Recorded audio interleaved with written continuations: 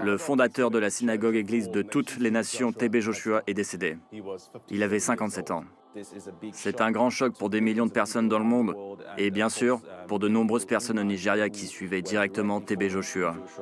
Rien n'indiquait que le prédicateur était malade avant sa mort, ce qui a choqué ses disciples. C'était un dieu, on ne pensait pas qu'il allait mourir. C'est pour cela que les gens sont devenus fous.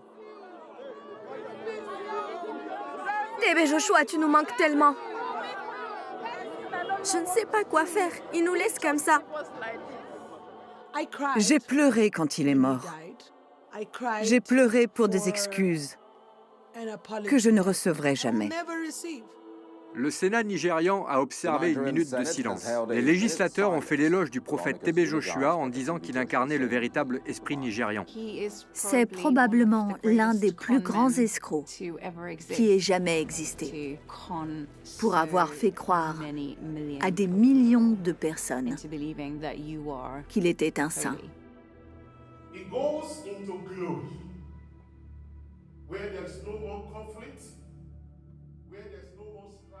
Le méchant a gagné et des hommes très puissants l'ont soutenu.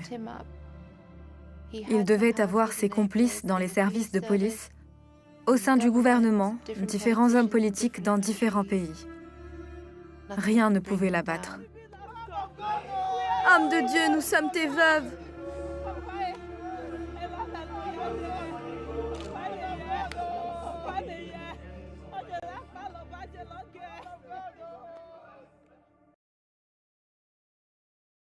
Qu'est-ce qui s'est passé sur T.B. Joshua? Un immeuble s'est écroulé et des centaines de personnes qui partaient depuis l'Afrique du Sud, depuis l'Europe, les États-Unis, pour loger dans cet hôtel. L'hôtel s'est effondré comme si on avait lancé une bombe. Effectivement, il y a une bombe qui a été lancée. Voilà comment T.B. Joshua a sacrifié les personnes. Et il y a un témoignage. Il y a un couple en Afrique du Sud, il ne sait pas si le Sud actuellement.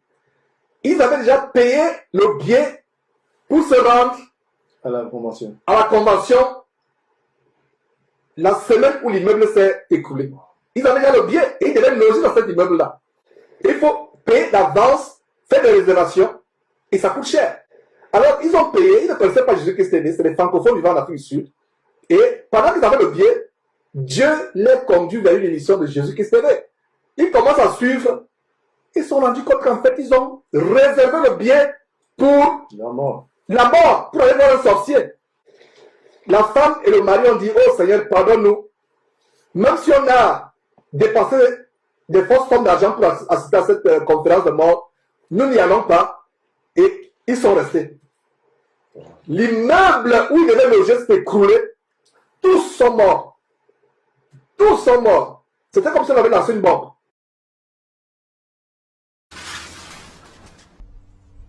Ce tas de gravats, c'est tout ce qui reste de l'immeuble officiellement destiné à héberger les visiteurs étrangers de l'église géante du prédicateur T.B. Joshua.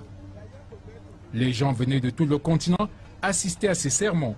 Plusieurs présidents africains ont d'ailleurs fait le déplacement. Le nombre d'occupants au moment du drame demeure inconnu et les autorités pointent du doigt des problèmes de construction. C'était une maison d'hôtes, un bâtiment de 4 étages avec les fondations d'un bâtiment de 4 étages. Mais par la suite, 2 étages ont été ajoutés sans que les fondations n'aient été adaptées. Les secours ont rapporté avoir d'abord été empêchés d'accéder au site par les autorités de l'église. Peu de personnes auraient pu être sauvées si cela n'avait été le cas, disent-ils. De son côté, le télé-évangéliste a distribué cette vidéo à la presse du moment précis où l'immeuble s'écroule. Alors, accident ou sabotage?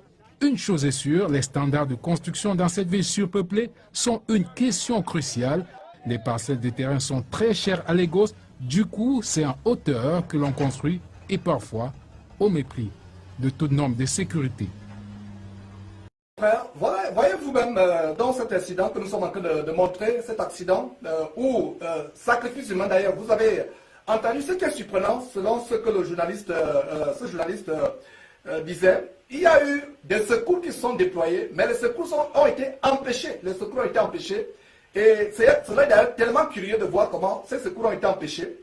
Des vies auraient pu être sauvées. Et imaginez-vous, mes frères et sœurs, une véritable église, si cela était une véritable église, où les secours se ruent. Déjà, dans la parole de Dieu, et je vous le disais d'ailleurs la fois passée, on a essayé de montrer cet élément, à savoir que jamais vu dans la parole de Dieu où les chrétiens se rassemblent et la mort frappe. Chaque fois que la mort frappait une assemblée de Dieu, même depuis l'Ancien Testament, c'était tout simplement parce que c'est une punition de Dieu. De quoi parlons-nous là, mes frères et sœurs? La mort pèse sur toute personne qui a acheté les pouvoirs magiques. Donc, je continue. Ne manquez pas de vous abonner à notre chaîne YouTube Jésus-Christ TV.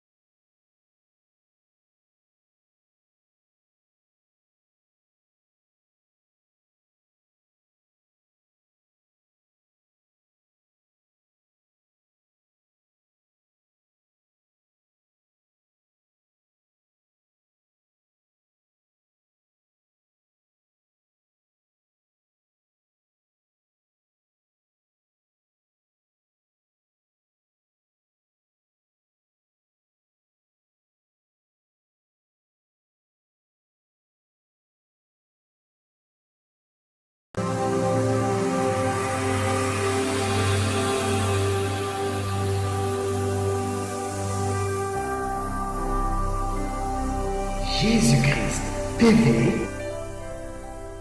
vous connaîtrez la vérité et la vérité vous affranchira.